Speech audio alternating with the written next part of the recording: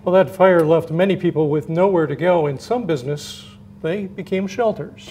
News 9's Nick Robinson in Coloma. He's got a look at how one business stepped up to help those in need.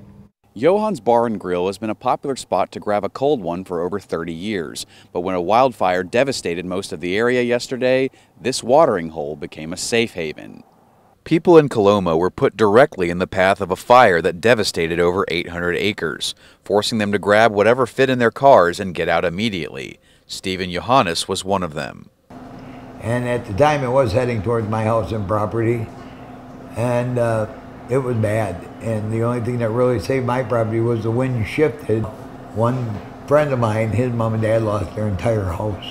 And after seeing how it affected his community, Johannes knew that he had to do something. So he opened up his bar and his hotel to people fleeing from the fire, giving them something to eat, something cool to drink, and a bed to sleep in. They were pretty much in fear for their lives, and they were afraid that their houses were going to be destroyed.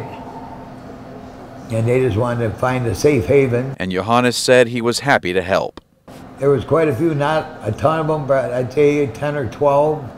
A couple of them rented rooms across the street because they were afraid to go home because the fire was still raging. But the real heroes, he says, were the first responders.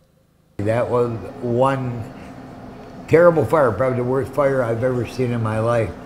And they did a good job by containing it and getting it out. Officials tell me that parts of the area could start opening back up today and tomorrow. In Coloma, Nick Robinson, News 9 WAOW.